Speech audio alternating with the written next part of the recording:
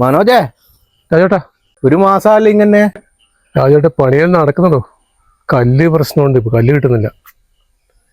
പിന്നെ പണിക്കാരന് വരും രാജേട്ടാ. മനോജേ, രാജേട്ടാ കല്യാണം മുടങ്ങിയെന്നെല്ലാം പറഞ്ഞ കേട്ടല്ലോ. ആടോ കല്യാണം പണി പോയി രാജേട്ടാ. ഈ പെണ്ണുങ്ങൾക്കുള്ള പോലെ തന്നെ ആണുങ്ങൾക്കും കല്യാണം മുടങ്ങിയ വിഷമമുണ്ട്. നിന്റെ കല്യാണം മുടങ്ങിയില്ലേ, പിന്നെ എന്തിനാ ഈ തിരക്ക് പിടിച്ച് ഈ വീടെല്ലാം ആക്കുന്നത്? അനക്ക് തോന്നുന്നില്ല എനിക്ക് കല്യാണം ശരിയായിട്ട് ഈ വീട്ടിൽ കൂടാൻ കഴിയുന്നു. നിങ്ങൾ പോയിട്ട് രാജേട്ടാ, വെറുതെ അല്ലേ നിങ്ങളെ നാട്ടുകാർ മൂഡ് ഓഫ് രാജീവ് എന്ന് വിളിക്കുന്നത്? രാവിലെ തന്നെ വന്നിട്ട് ടെൻഷൻ ആക്കണ്ട കേട്ടാ. ഓ, എനിക്ക് പെണ്ണ് കിട്ടാതെ ഞാൻ ബില്ലിതൻ. ഓന് പെണ്ണ് കിട്ടാതെ എന്നോട് ദേഷ്യം പിടിച്ചെന്നാവട്ടെ, എനിക്കൊരിക്കലും കിട്ടൂല. പെണ്ണുങ്ങളെ കാട്ടും വലിയ പരദോഷമാണ്. ഓരോ എനിക്ക് പെണ്ണ് കിട്ടും. അല്ലെങ്കിലും ഓന്റെ പണിയൊന്നും ശരിയില്ലിടും. ആ കഴിഞ്ഞ ദിവസം അപ്പുറത്തെ വീട്ടിൽ വന്നിട്ട് ഓന്റെ പണി മാതിൽ കെട്ടിയിട്ടല്ല ഇടിഞ്ഞ് കായ പോകുന്നു. എനിക്ക് നല്ല പണിക്കാരൻ ഞാനാക്കി തരില്ലേ? ആരുന്നാ? ഞാൻ തന്നെ.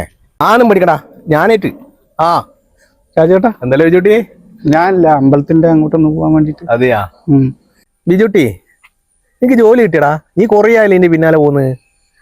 ഇല്ല രാജേട്ടാ, അനക്ക് തോന്നുന്നില്ല എനിക്ക് ജോലി കിട്ടിയിട്ട് ഒരു നിലയിലെത്തുന്ന എനക്ക് തോന്നുന്നില്ല. പറയണ്ട രാജേട്ടാ. നീ ഒരു കാര്യം ചെയ്യ്, എൻ്റെ അടുക്ക ബംഗാളികളൊന്നുമില്ല. ഈ കൈക്കോട്ട് പണിക്ക് എൻ്റെ കൂടെ പോരി.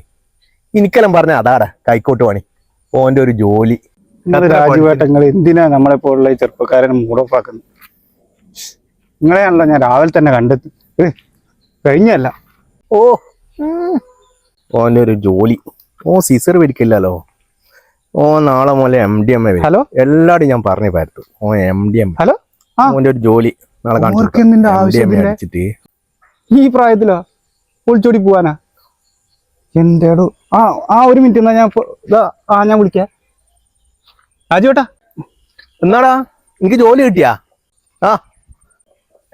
ഒരു സന്തോഷ വാർത്ത ഉണ്ട്. നിങ്ങൾക്ക് നാട്ടിൽ പാട്ടാക്കാൻ പറ്റിയത്.